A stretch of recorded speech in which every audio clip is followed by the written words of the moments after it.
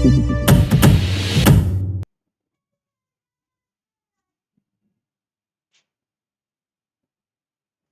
को 1 वर्ष की सजा हो गई और अपराध केवल इतना था कि 3 दिन पहले जेठ की तपती दोपहरी में उन्होंने राष्ट्र के कई सेवकों का शरबत पान से सत्कार किया था। मैं उस वक्त अदालत में खड़ी थी। कमरे के बाहर सारे नगर की राजनैतिक चेतना किसी बंदी पशु की भांति खड़ी चित्कार कर रही थी। मेरे प्राणधन हथकड़ियों से जकड़े हुए लाए गए और चारों ओर सन्नाटा छा गया। मेरे भीतर हाहाकार मचा हुआ था, मानो प्राण पिघला जा रहा हो। आवेश की लहरें सी उठकर समस्त शरीर को रोमांचित किए देती थीं। ओह, इतना गर्व मुझे कभी नहीं हुआ था। वह अदालत, कुर्सी पर बैठा हुआ अंग्रेज अफसर, लाल जरीदार पगड़ियां बांधे हुए पुलिस के कर्मचारी, सब मेरी आंखों में तुच्छ जान पड़ते थे। बार बार जी में आता था दौड़कर जीवन धन के चरणों में लिपट जाऊं और उसी दिशा में प्राण त्याग दूं। कितनी शांत, अविचलित, तेज और स्वाभिमान से प्रदीप्त मूर्ति थी। ग्लानि, विषाद या शोक की छाया भी न थी। नहीं, उन ओठों पर एक स्फूर्ति से भरी हुई मनोहारिणी ओजस्वी मुस्कान थी। इस अपराध के लिए 1 वर्ष का कठिन कारावास? वाह रे न्याय, तेरी बलिहारी है। मैं ऐसे 1000 अपराध करने को तैयार थी। प्राणनाथ ने चलते समय एक बार मेरी ओर देखा, कुछ मुस्कुराए, फिर उनकी मुद्रा कठोर हो गई। अदालत से लौटकर मैंने 5 रुपए की मिठाई मंगवाई और स्वयं सेवकों को बुलाकर खिलाया। और संध्या समय मैं पहली बार कांग्रेस के जलसे में शरीक हुई। शरीक ही नहीं हुई, मंच पर जाकर बोली और सत्याग्रह की प्रतिज्ञा ले ली। मेरी आत्मा में इतनी शक्ति कहां से आ गई, कह नहीं सकती। सर्वस्व लुट जाने के बाद फिर किसकी शंका और किसका डर। विधाता का कठोर से कठोर आघात भी अब मेरा क्या अहित कर सकता था।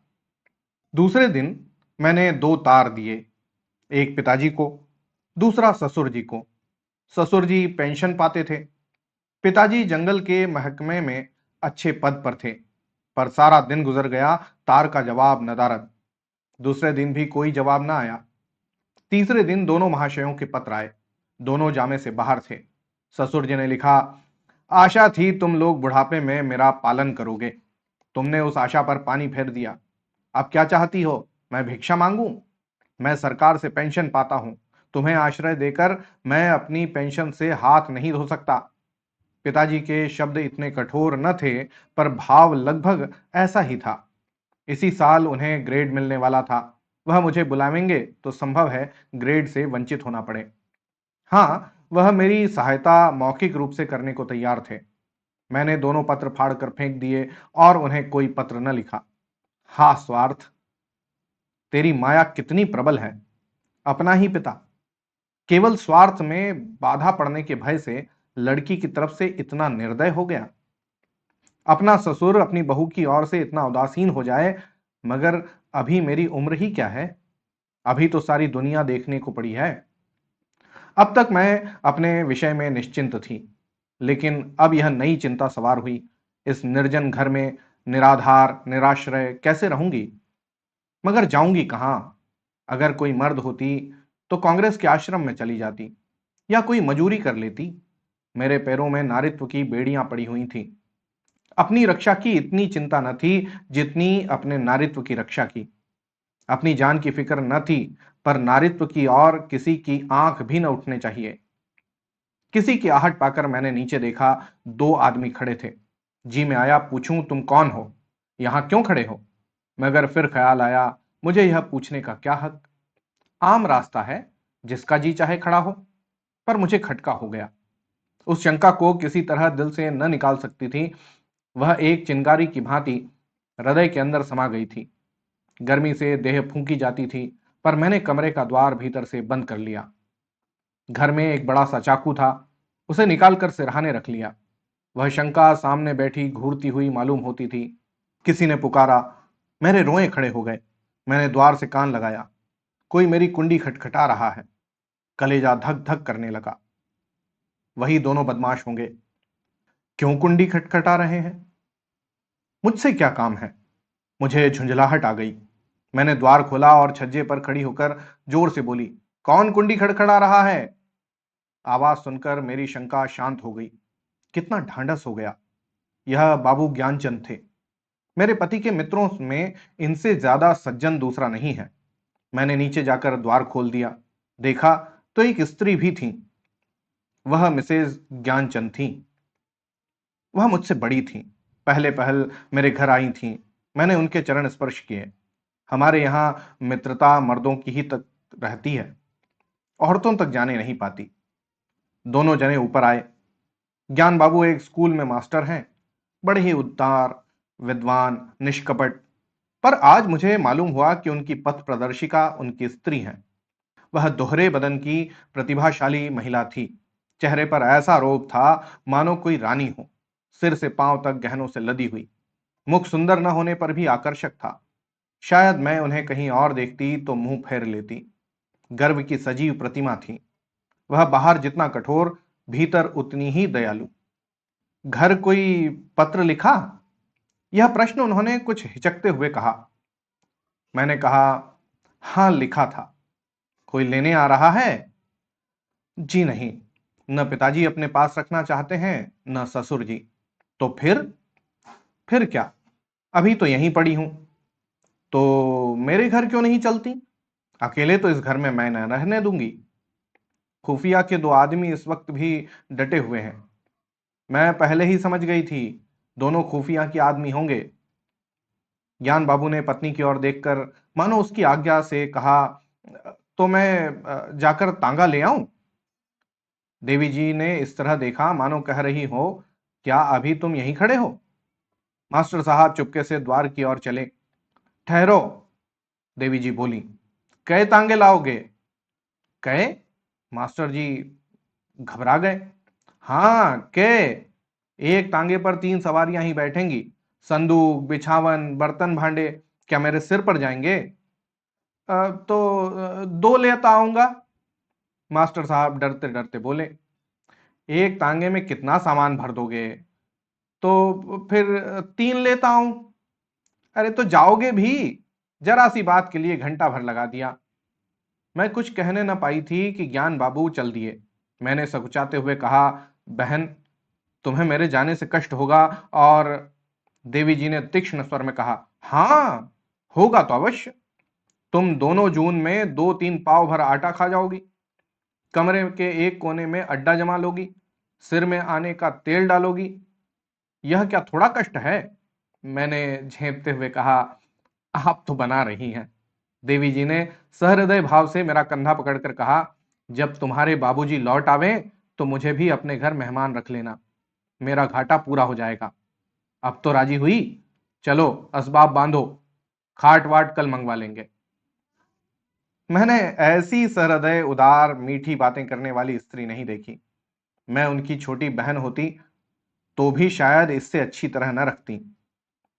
चिंता या क्रोध को तो जैसे उन्होंने जीत लिया हो। सदैव उनके मुख पर मधुर विनोद खेला करता था। कोई लड़का बाला न था। पर मैंने उन्हें कभी दुखी नहीं देखा। ऊपर के काम के लिए लौंडा रख लिया था, भीतर का सारा काम खुद करती। इतना कम खाकर और इतनी मेहनत करके वह कैसे इतनी हृष्ट पुष्ट थी, मैं नहीं कह सकती। विश्राम तो जैसे उनके भाग्य में ही नहीं लिखा था। जेठ की दोपहरी में भी न लेटती थीं। हाँ, मुझे कुछ न करने देती। उस पर जब देखो कुछ खिलाने को सिर पर सवार। मुझे यहां बस यही एक तकलीफ थी। मगर 8 ही दिन गुजरे थे कि एक दिन मैंने उन्हीं दोनों खूफियों को नीचे बैठा देखा। मेरा माथा ठनका। यह अभागे यहां भी मेरे पीछे आ पड़े थे। मैंने तुरंत बहन जी से कहा, वे दोनों बदमाश यहां भी मंडरा रहे हैं।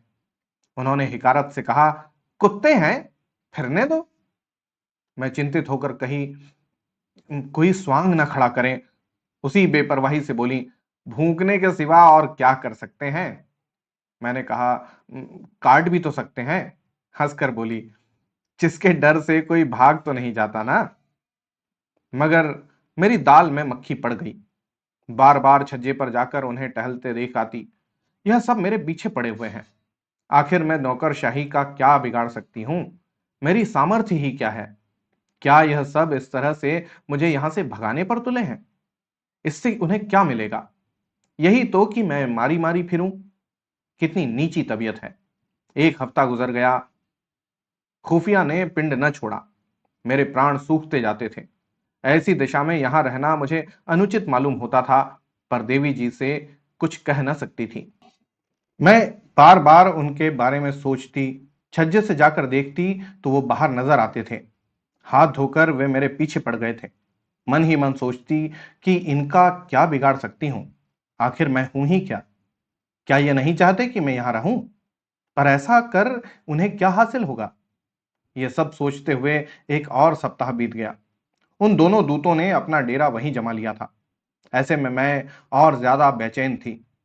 किसी से कुछ कह भी नहीं सकती थी। एक रोज संध्या के समय ज्ञान जी घर आए, घबराए हुए नजर आ रहे थे।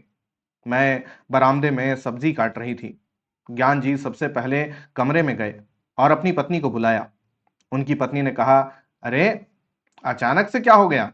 पहले हाथ मुंह धो लो, कपड़े बदल लो, कुछ खाओ, तब आराम से बैठकर बात करते हैं। उन्होंने पत्नी से बात करने के लिए दोबारा आग्रह करते हुए कहा, तुम क्यों नहीं समझ रही? मेरी जान पर बनाई है। फिर भी ज्ञान जी की पत्नी ने वहीं बैठे हुए कहा कि बात क्या है, बताते क्यों नहीं? ज्ञान जी ने कहा, अरे पहले इधर आओ। इतने में मैं खुद ही वहां से दूर जाने लगी। तभी ज्ञान जी की पत्नी ने मुझे हाथ पकड़कर रोक लिया। मैं कोशिश करके भी उनसे हाथ नहीं छुड़ा पाई। ज्ञान जी मेरे सामने वो बात नहीं करना चाहते थे, लेकिन उनसे इंतजार भी नहीं हो रहा था। उन्होंने तुरंत कहा, आज मेरे और प्रधानाचार्य के बीच में झगड़ा हो गया। पत्नी ने बड़े ही बनावटी शब्दों में कहा, क्या? सच में? तब तो तुमने उन्हें खूब पीटा होगा। ज्ञान जी बोले, अरे तुम्हें मजाक सूझ रहा है। यहां मेरी नौकरी आफत में है। जब इतना ही डर था तो झगड़े क्यों? मैं नहीं झगड़ा। उसने मुझे बुलाकर खूब सुनाया, बिना मतलब के। अब क्या बताऊं? मैंने कई बार बोला है, ये मेरी बहन है, तुम इसके सामने सब कुछ बोल सकते हो। अच्छा, पर जब बात इनके बारे में ही है तो। हाँ, मैं समझ गई। खुफियों से तुम्हारी अनबन हुई होगी और पुलिस ने तुम्हारे स्कूल में शिकायत कर दी होगी। नहीं, ऐसा नहीं है। लेकिन पुलिस के हाकिम जिला के यहाँ शिकायत की और उसने प्रधानाचार्य से। प्रधानाचार्य ने मुझसे जवाब मांगा है। प्रधानाचार्य ने कहा होगा कि उस महिला को अपने घर में उसे बाहर करो, है ना? हाँ, कुछ ऐसा ही समझ लो। फिर तुमने क्या कहा? फिलहाल मैंने कुछ कहा नहीं है। वहां कुछ समझ ही नहीं आ रहा था। पत्नी ने गुस्से से कहा, जब तुम इसका जवाब जानते हो फिर सोचना कैसा? ज्ञान जी सहम कर बोले, मैं मैं ऐसे अचानक कैसे देता? जाओ अभी जाकर अपने प्रधानाचार्य से कहो कि मैं उसे नहीं निकाल सकता, और अगर न माने तो नौकरी से इस्तीफा देकर घर आना। अभी तुरंत जाओ। मैं अपने आंसू नहीं रोक पाई। रोते हुए मैंने कहा, बहन, ये सब क्यों? ज्ञान जी की पत्नी ने मुझे डांटा और कहा, तुम बिल्कुल चुप रहो, नहीं तो कान पकड़ लूंगी। तुम क्यों बीच में बोलती हो? हम जब भी रहेंगे तो एक साथ ही रहेंगे। अगर जिएंगे तो साथ, और मरेंगे तो भी साथ। पति को सुनाते हुए कहा, इनकी आधी उम्र बीत गई, लेकिन इन्होंने कुछ नहीं सीखा। अब खड़े क्यों हो?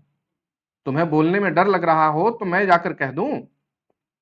ज्ञान जी ने गुस्सा होकर कहा, अरे कल जाकर बोल दूंगा। इस समय पता नहीं वो होगा भी या नहीं। इधर पूरी रात मैं सो नहीं पाई। पिता व ससुर, जिसे दोनों ने ठुकरा दिया हो, उस दासी को इन्होंने इतनी इज्जत दी। ज्ञान जी की पत्नी सच में किसी देवी से कम नहीं है। अगले दिन ज्ञान जी निकल रहे तभी पत्नी ने कहा, जवाब देकर आना। ज्ञान जी के जाने के बाद मैंने कहा, बहन, तुम ये सही नहीं कर रही हो। मुझे ये बर्दाश्त नहीं हो रहा है कि मेरी वजह से तुम्हारे परिवार पर परेशानी आए। ज्ञान जी की पत्नी ने हंसते हुए कहा, हो गया? हो गया या और कुछ कहना है? ज्ञान जी की पत्नी ने पूछा कि अच्छा ये बताओ कि तुम्हारे स्वामी आज जेल की सजा क्यों काट रहे हैं? बस इसलिए क्योंकि वो राष्ट्रीय सेवकों की सेवा कर रहे थे। आखिर राष्ट्र की सेवा करने वाले वो लोग कौन हैं? ये हमारे लिए संघर्ष क्यों कर रहे हैं? इनका भी तो परिवार होगा, कारोबार होगा, पर ये सब त्याग कर वो हमारे लिए लड़ रहे हैं। ऐसे लोगों की सेवा कर जेल जाने वाले तुम्हारे पति भी किसी वीर से कम नहीं। ऐसे वीर की पत्नी के दर्शन मात्र से ही आत्मा तृप्त हो जाएगी। पर मैं नहीं, तू मुझ पर एहसान कर रही है। मैं चुपचाप उनकी बात सुनती रही और कुछ नहीं बोल पाई। संध्या हो गई। ज्ञान जी घर आए तो उनके चेहरे पर अलग सी चमक नजर आ रही थी। पत्नी ने पूछा, हार कर आए या जीत कर? ज्ञान जी ने स्वाभिमान के साथ कहा, जीत कर। जब मैंने नौकरी से इस्तीफा दिया तो उसका दिमाग चकरा गया। तभी उसने जिला हाकिम के पास जाकर बात की। वापस आकर उसने बोला, आप राजनीतिक जलसों में क्यों नहीं शरीक होते? ना भाई, मैं कभी ना जाऊं। क्या आप कांग्रेस के सदस्य हैं? नहीं। और न ही किसी सदस्य से मेरा कोई संबंध है।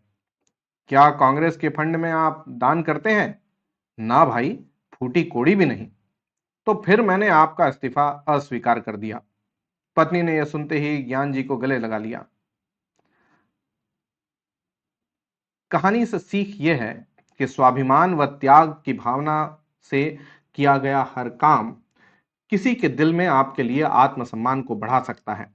साथ ही बुरा वक्त अपनों और परायों की सही पहचान भी करा देता है।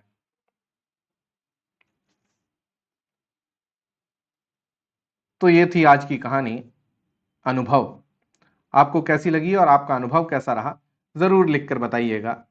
होती है अगली कहानी में मुलाकात। तब तक के लिए धन्यवाद और जय हिंद।